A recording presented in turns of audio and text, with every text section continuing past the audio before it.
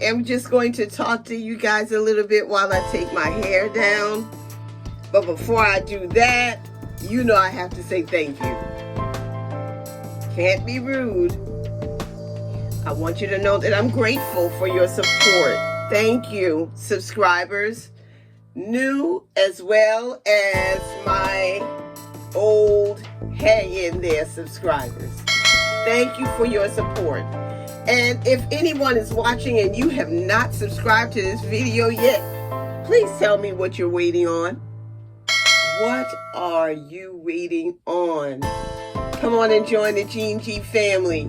Click that subscribe button and the notification bell so you will know every time I upload a video and we can spend some time together. Now, let's talk.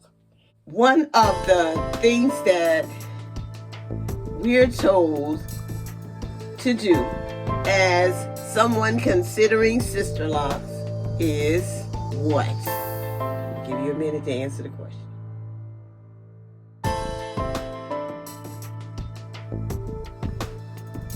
Exactly. Do your research. Do your research. In anything, really, do your research, because you need to know what you're getting into. Now, this conversation is somewhat about Sisterlocks, but really it's about locks. It's about locks. I was having a conversation with someone yesterday who was really perturbed. She was upset about the way her locks were turning out. She goes to a professional to get her hair done. Now, one of the things that she said that baffled her from the beginning was, as soon as she got her starter locks, they asked her, what style do you want? And she was like, I get a style already? They said, sure. And they gave her a style. And every time she went back to get her hair retwisted, they styled it. I thought that was strange myself.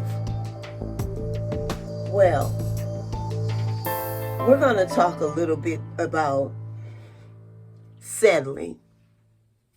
Some people call it dropping, but I know now it's settling. The locks have to settle. And when I think of that term and how I understand it, notice I said how I understand it. It is what happens when your shed hair makes its way into your locks over time. And what you will notice is that your hair will not be as light or weightless as it used to be. Your shed hairs are settling into your locks, and now your hair is dropping more. And that's what settling is all about. Now, this is what I want to say to you.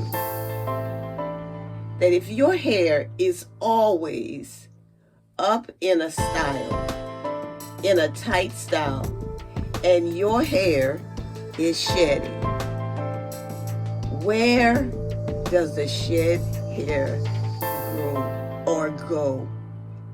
The shed hair will go to the area of least resistance.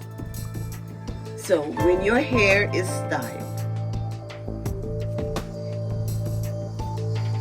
could be braided, could be in a barrel roll, over some time, the shed hair will then move into the area of least resistance, and now you will have what we call bunching. And for those who don't know what bunching is, let's just say you may end up with inconsistent lumps in your lock instead of a smooth lock. It is important for you to know that if the shed hair is going to make its way down your lock, then you have to wear your lock down. It has to be in a position to flow where it should be flowing.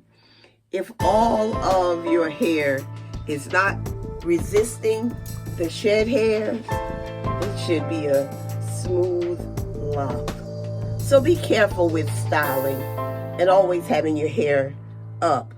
Because just know that if it's always braided, if always in a barrel roll, it's always snatched, then the shed hairs cannot move to where it should go. That is my explanation of settling. That is my explanation of how you could have bunching in your locks. Yes, the area of least resistance. My hair I no longer have to fight my hair to lay down. It just does it. Even though I braid this braid, when I take this loose, my hair is so ready to just fall and lay where it should lay. And that is what I wanted to share with you this morning, because I love my locks. And we always stress that Sisterlocks is an investment. And we're getting something out of it. Now, if you are ruining your Sisterlocks, your traditional locks, your braid locks, your 2-strand twist microlocks by always keeping it in a style, you're not reaping the dividends from your investment.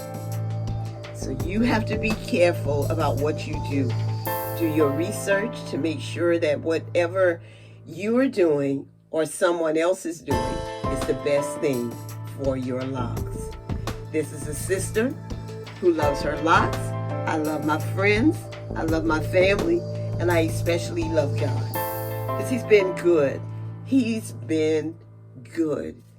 And I am so grateful that His word is true, that He said He'd never leave me and He'd never forsake me. And whenever I need Him, He's always there. Why is He always there? Because He lives within me and He guides me, and I am willing to follow. I want you to have a great day. I am certainly going to do a 360 after I finish taking these braids out. So please hang in there with me.